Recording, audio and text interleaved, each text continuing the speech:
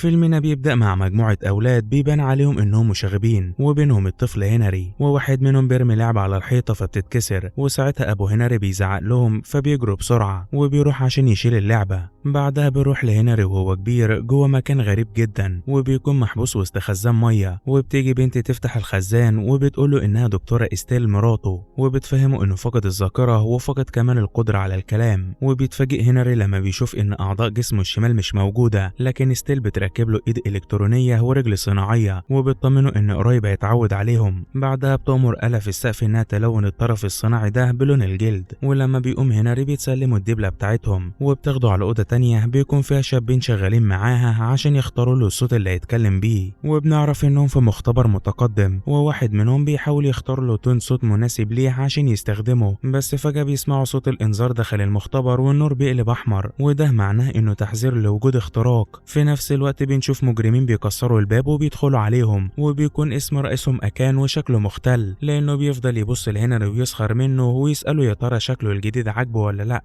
وبيفهموا إن ستيل فضلت تبني فيه شهور، لكن هو ادالها المادة الخام عشان ترجعه من جديد. بعدها بيطلب من واحد من الدكاترة يقول لهنري كان عامل ازاي قبل ما يتعالج، فبيشرح له إن كانت إيديه ورجليه مقطوعين وحتى عين من عيونه ما كانتش موجودة. وهنا بنكتشف إن هنري اتعرض لاعتداء وحشي خلاه شبه الجثة، وهنعرف بعد شوية إيه اللي حصل له ويا ترى نوى على إيه. وبعد ما الدكتور خلص أكان المجنون بيخلص عليه قدامهم، وفي اللحظة دي بتستغل ستيل انشغال كل اللي في الأوضة، وبتاخد هنري عشان تهرب منهم بسرعة قبل ما يلحقوهم، وبتوصل لمكان غريب مليان جثث. وبعدها بيوصل هنري الباب اللي بيفتحه بالغلط، وكان خلاص هيقع قبل ما ستيل تلحقه عشان نكتشف إن المختبر داخل منطاد جوي. وبيروحوا بسرعة على كبسولة النجاة، فبتلاقي واحد من الفريق بتاعها بيسبقها وبتحاول إنها توقفه، لكنه بيسيبها وبيهرب. ومن حسن حظها إن بيبقى فيه كبسولة تانية، وهنري بيركب فيها وبيشدها على آخر الوقت. وبعدها بينزلوا على الأرض بسرعة شديدة عشان نعرف إنهم في روسيا، وعلى طول بيلفوا وشهم رجالة تبع أكان عايزين يقبضوا عليه. وبيفضل يوري مساعد أكان يضرب فيه بدون ردة فعل من هنري، وبتحاول ستيل تدافع عنه لكنهم بيكتفوها، وبيقولها يوري تتفرج عليه. وبيضرب هنري بالصاعق، فبيقع وقتها من الكوبري على العربية وبيبقى متبهدل، لكنه بيقوم بسرعة وبيستخبى جوه جراج صغير، وبيمسك آلة حادة وبيكون واقف مستني رجالة أكان. وبيدخل واحد منهم فعلا ببندقية، لكن هنري بيغرس فيه الحديدة اللي معاه وبياخدها منه. بعدها بيشغل موتور العربية عشان تلخمهم وتخرج لوحدها، فيضربوا نار عليها. وبيستغل الفرصة دي وبيفضل يجري لغاية ما بيظهر واحد اسمه جيمي، وبيخلص على رجالة أكان كلهم، وبيقول له يركب معاه بسرعة. ولما بيركب بيبدأ يحكي معاه، وبيفهم على طول إنهم لسه ما ركبوش ليه الصوت، فبيطلب منه يفتح البوكس بتاع العربية. وبيفتح هنري البوكس وبيلاقي جهاز مكتوب عليه هنري. ساعتها بيقول له يفتح قميصه ويوصله بجسمه، وبنكتشف إن ده جهاز شحن لجسم هنري بيتوصل بفتحات جوه صدره. بس فجأة بيوقفهم 2 من الشرطة وبيهجموا عليهم، وبيطلعوا من رجالة أكان. وقبل ما جيمي يهرب بياخد طلقة وبيموت في ساعتها. في الوقت ده هنري بيخرج من العربية بسرعة وسط دهشة الناس، وبيجري على محطة القطر وبيمشي في الممرات وسط الناس اللي مخضوضة من منظره وأثر الدم على لبسه. فبيدور على أي محل لبس في الممر، وبيدخل يغير هدومه ويلبس لبس جديد. والبنت اللي شغالة في المحل بتخاف تنطق كلمة. ولما بيخرج من المحل بيقرر يرجع للشارع من تاني، وبيركب أي باص معدي. وبيتفاجئ وقتها بشبيه جيمي، وده يبقى نسخة تانية منه. وخليك معايا للنهاية يا صديقي عشان تعرف قصة جيمي وإيه علاقته بكل ده. وبيكون وقتها لابس لبس مشردين، وبيطلب من هنري يديله إيده عشان يساعده. وساعتها جيمي بيخلع من إيده جهاز التتبع اللي بيبقى لازق في أعضائه الآلية، وبيفهمه إن كده محدش هيعرف مكانه، لكن أعضائه الصناعية دي شوية كمان وهتقف بالكامل. وبيبدأ يحكي له عن صاحبه سليك،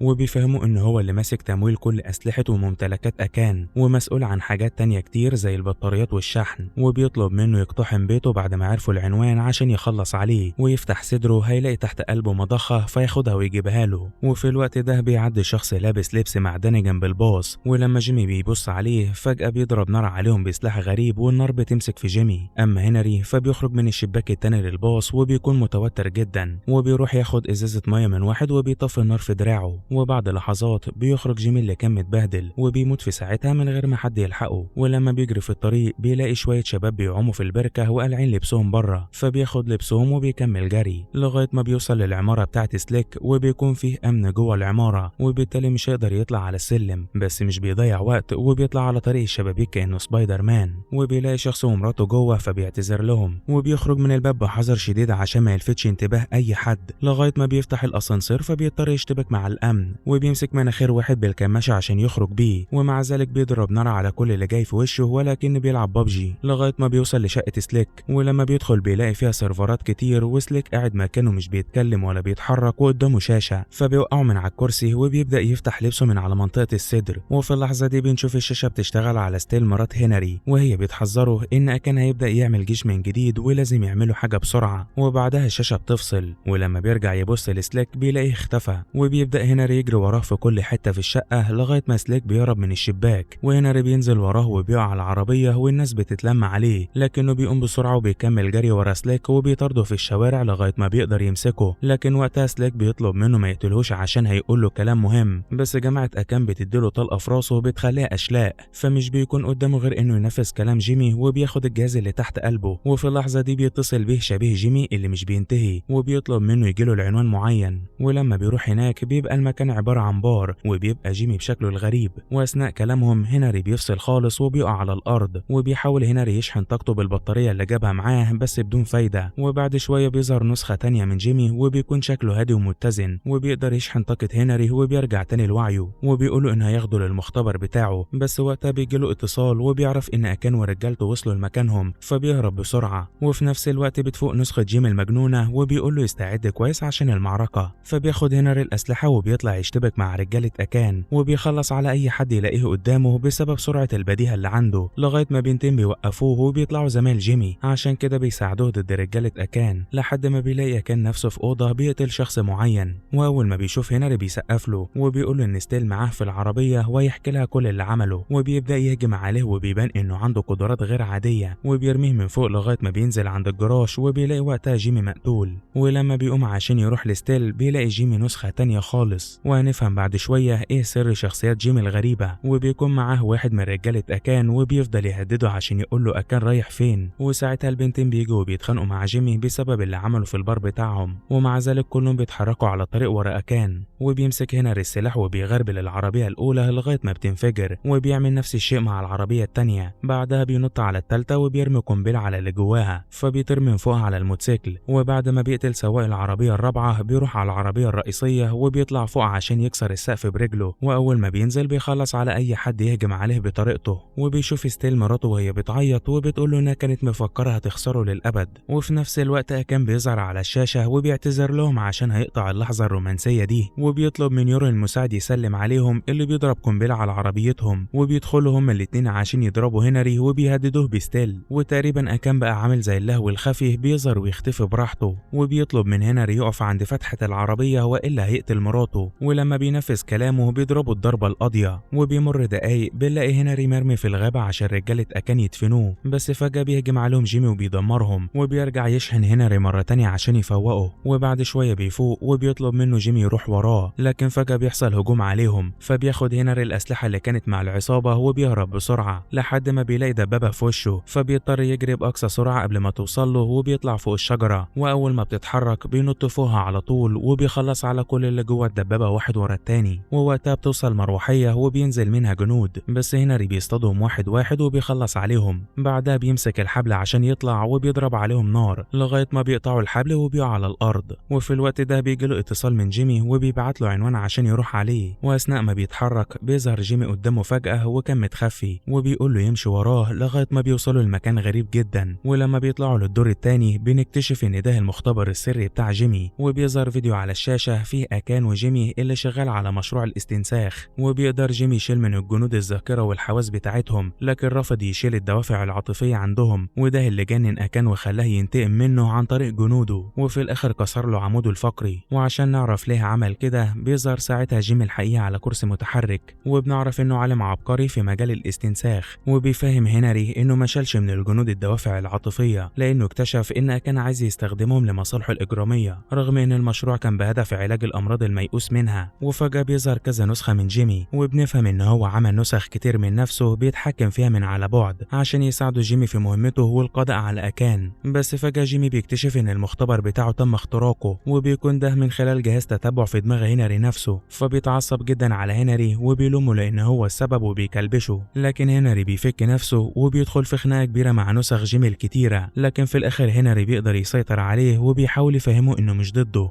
وسبب عصبية جيمي إن المختبر هو المخبأ الوحيد لنسخته الأصلية، ولو أكان قتله عمره ما يرجع تاني. وفي الآخر جيمي الأصلي بيعرف إنهم صف واحد وبيقرر يساعد هنري عشان يرجع مراته. بعدها جيمي باستخدام الجهاز بيتحول لنسخة تانية وبيقول لهنري يستعد للمعركة الأخيرة. ولما بيطلعوا بره بيكون معاهم القناصة ومستنين العربيات، إلا أول ما بتوصل بيبدأ جيمي وهنري يخلصوا على كل واحد يخرج منها حتى اللي قدروا يطلعوا على السلالم. بعدها نسخة من جيمي بتنزل وبيبدأ يشتبك معاهم بقوة، بس في كتير منهم بيدخلوا المبنى، فبيرجعوا هما الاتنين عشان يجمعوا كل الأسلحة والذخيرة اللي هيحتاجوها. وبياخد جيمي نسخته الأصلية عشان ينزلها في صندوق زي الأسانسير، وبيروحوا هما الاتنين ناحية السلالم، وبيبدأ اشتباك قوي بين الطرفين واللي بيكون عبارة عن مجزرة حقيقية. وعلى الرغم من إن أعدادهم بتزيد، لكن هنا بيبان كفاءة وسرعة هنري في القتال، وبيبدأ يلعب معاهم ببجي على أرض الواقع، وبيخلص عليهم واحد ورا التاني بكل مهارة لغاية ما بيجتمع مع جيمي تحت المبنى ومعاهم نسخة جيمي الأصلية. لكن فجأة بيحاصرهم يوري مساعد أكان مع رجالته، ومع ذلك جيمي بيقول لهم إنه كان مستنيهم، وأول ما بيدوس على الجهاز السقف بينفجر وبينزل يخلص عليهم. بعدها بيركبوا كلهم عربية عشان يروحوا الأكان، وقرب المقر بتاعه بتهجم عليهم عربيات العصابة، لكن جيمي بيعمل لهم كمين وبيخلص عليهم واحد ورا التاني. وأول ما بيوصلوا للمبنى الراجل المعدني بيهجم عليهم مرة تانية، لكن المرة دي هنري بيشتبك معاه وبيكسر عظمه لغاية ما بيخلص عليه. وهنا بيهجم عليهم مجموعة تانية بشراسة وبتتصاب نسخة جيمي الأصلية، وبيقرر جيمي وقتها بنسخة تانية يروح لهم عشان يكسب وقت. وبيطلع هنري بنسخة جيمي الأصلية من خلال الأسانسير وبينجحوا فعلا في آخر لحظة، لكن جيمي بتكون حالته صعبة جدا، وبينبه على هنري إنه لما يقتل أكان لازم يبص في عينه كويس ويتأكد إنه مات، لأنه مش هيكون معاه ساعتها. بعدها بيطلع جهاز وبيسلط الضوء على وش هنري، واللي بيخليه يفتكر لحظات سريعة من الماضي بتاعه وهو صغير، لكن بدون ما يفتكر هو مين. وفي اللحظة دي بيقع جيمي على الأرض وبيقول لهنري إنه سعيد جدا لأنهم اتعرفوا على بعض وبيموت على طول، وده نتيجة إصابة النسخة الأصلية من جيمي، واللي بيموت هو كمان في نفس الوقت. بعدها بيطلع فوق لمكتب أكان وبيظهر ساعتها على الشاشة مع الجنود الصناعيين اللي عملهم بنفسه. والمفاجأة الكبرى إن ستيل كانت بتتعامل مع كل واحد على إنها مراته، وده معناه إن هي أصلا شغالة مع أكان، وكان هدفهم هو تجربة تطور هنري عن طريق خلق دافع عنده لحماية مراته. يعني في الآخر كل اللي حصل كان نتيجة تجربة عملية على هنري. وساعتها بيظهر أكان وبيخلي واحد من جنوده يهجم عليه، وبيحصل وقتها اشتباك عنيف بينهم، لكن في الآخر هنري بيفضل يضرب فيه بعنف وبيخلص عليه. وقبل ما زمايله يجوا بيقفل الباب عليهم، وبيروح ياخد البطارية من جسم اللي مات عشان يشحن نفسه في الوقت اللي زمايله بيكسروا الإزاز، عشان وقتها تبدأ معركة حياة أو موت بينهم. وبيفضل هنري يكسر في أي حد يهجم عليه كأنه إنسان آلي، وعلى الرغم إنهم كتير لكن هنري بيحاول يدافع عن نفسه بشراسة، ومع ذلك فالقدرة تغلب الشجاعة، عشان كده بيحاول يهرب منهم بأي طريقة لغاية ما بيوصل لأوضة وبيقفل على نفسه. ومن حسن حظه إنها تبقى أوضة ذخيرة، فبياخد البندقية وبيصطادهم واحد واحد حتى بعد ما اقتحموا الأوضة. بس لما كتروا بياخد قنبلة من الصندوق وبيرميها عليهم قبل ما يهرب بسرعة، وبتنفجر انفجار ضخم. أما اللي بره فبيمسكهم يكسر عظمهم، ومن كتر عصبيته كان بيعجنهم لغاية ما بيدخل أكان. وهنا بنشوف قدراته الكبيرة قصاد هنري، لأن هو اللي صنعه وبيقدر يتحكم فيه وبيرفعه لفوق عشان يخبطه في الأرض، وبيعمل فيه زي جيمي. بعدها بتجيله ستيل وبنكتشف إنها مش بس شغالة معاه، دي كمان مراته، وبتبقى مبسوطة لأن تجاربهم نجحت.